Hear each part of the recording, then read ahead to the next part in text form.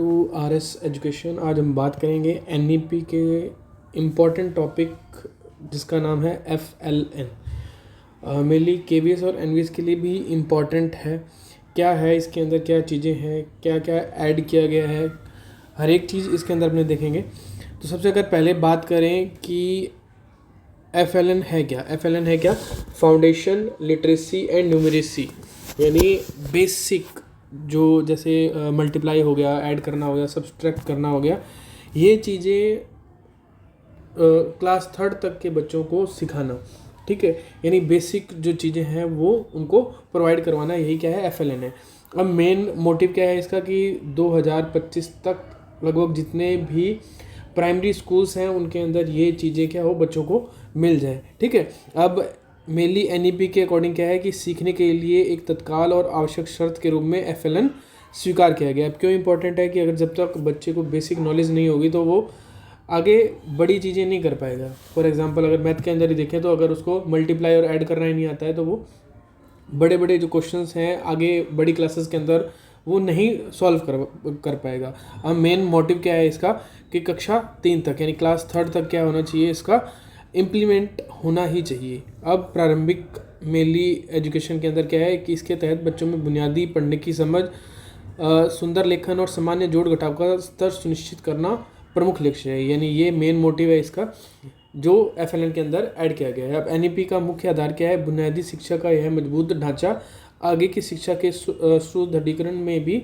मील का पत्थर साबित होगा। यानी जो बेसिक नॉलेज है अगर वो बच्चे को प्रोवाइड करवा दी जाएगी तो कहीं ना कहीं आगे उसको प्रॉब्लम नहीं आएगी। ठीक है, चाहे वो राइटिंग है, चाहे उसकी अंडरस्टैंडिंग है उसके अंदर। अगर टीचर की बात की जाए कि मेनली नॉर्मल PTR क्या है 3:1 है, यानी 30 स्टूडेंट्स के ऊपर एक टीचर होना चाहिए। ये मेनली नॉर्मल जो स्कूल्स हैं उनके लिए। अगर ऐसे स्कूल हैं जो जहाँ डिसएडवांटेज एरिया के अंदर है तो वहाँ पे जो रेशियो है वो क्या होना चाहिए कि 25 स्टूडेंट्स के ऊपर एक टीचर कम से कम होना चाहिए। तो ये एक टीचर और स्टूडेंट का बीच का एक रेशियो है। उसके बाद स्कूल के मॉड्यूल क्या होने चाहिए कि विद्या प्रवेश 3 महीने का प्रोग्राम है। NCERT और SCERT यानी जो NCERT और जो स्टेट बोर्ड्स हैं कक्षा 1 के नव प्रवेशित विद्यार्थियों के लिए अल्पकालीन 3 महीने का खेल आधारित स्कूल तैयारी मॉड्यूल तैयार किया जाएगा। यानी कहने का मतलब है कि स्टार्टिंग के जो 3 मंथ्स होंगे उनके अंदर बच्चों को बेसिक चीज़ें प्रोवाइड करवाई जाएंगी।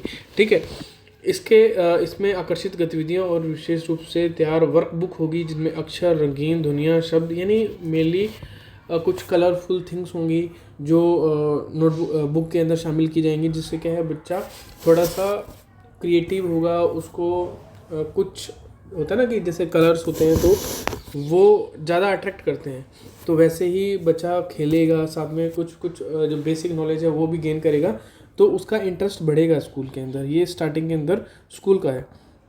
उसके बाद क्या क्या डिजिटल एजुकेशन है उसके अंदर सबसे पहले दीक्षा को लाया गया। दीक्षा की फुल फॉर्म क्या है? Digital infrastructure and knowledge sharing. ठीक है, इसके अंदर आपने दीक्षा प्लेटफॉर्म भी देखा होगा, उसके अंदर कुछ सर्टिफिकेट कोर्स भी हैं, कुछ एड ऑन कोर्स भी हैं जो मेनली टीचर्स के लिए, स्टूडेंट्स के लिए और उनके पेरेंट्स के लिए बनाया गया है। उसके बाद है पीयर ट्यूटरिंग। पीयर ट्यूटरिंग का मतलब क्या है कि क्लास के अंदर बच्चों को 2-2 के ग्रुप में ऐड ऑन कर दिया जाएगा।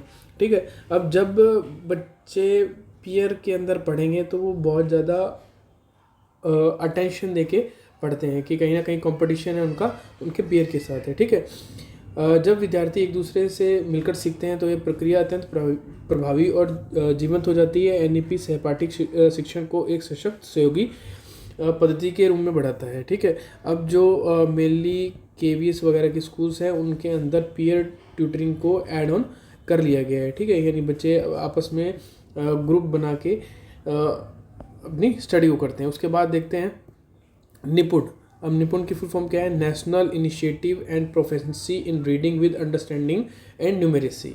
अब लॉन्च कब हुआ था? 2021 के अंदर बाय एजुकेशन मिनिस्ट्री के थ्रू हुआ था। मेन फोकस क्या है? प्राथमिक स्तर के बच्चों में समझ के साथ पढ़ना, लिखना और संख्या ज्ञान, सेम जो FLN के मोटिव हैं, टारगेट है, उन्हीं को निपुण के अंदर एड ऑन किया गया है। ठीक है, फिर मेनली टारगेट ईयर कौन सा है, 2026-27 इंपॉर्टेंट है, याद रखना। एग्ज़ाम के अंदर या आपके इंटरव्यू के अंदर ज़रूर पूछेगा कि कब तक इसको अचीव करना है, यानी 2026-27 का जो सेशन है उसके अंदर इस चीज़ को पूरा कंप्लीट करना है। उसके बाद अब क्या क्या स्टार्टिंग से लेके अब तक हमारी एजुकेशन के अंदर क्या क्या चीज़ें ऐड ऑन की गई। जैसे 2001 के अंदर सर्व शिक्षा अभियान SSA ऐड ऑन किया गया। उसके बाद 2014 के अंदर पढ़े भारत बढ़े भारत वाला चीज़ें ऐड ऑन की गई। उसके बाद 2021 में निपुण और FLN वाला पार्ट ऐड ऑन किया गया। और 2026 के अंदर मिशन लक्ष्य वर्ष, यानी 2026 तक जो चीज़ें हैं वो, यानी बेसिक थिंग्स जो प्राइमरी एजुकेशन को रिक्वायर है वो हम क्या कर देंगे, प्रोवाइड करवा देंगे। ठीक है, कोई भी FLN से रिलेटेड कोई क्वेश्चन हो, कोई क्यूरी हो, ठीक है, आप ज़रूर कमेंट करें। Thank you for watching this.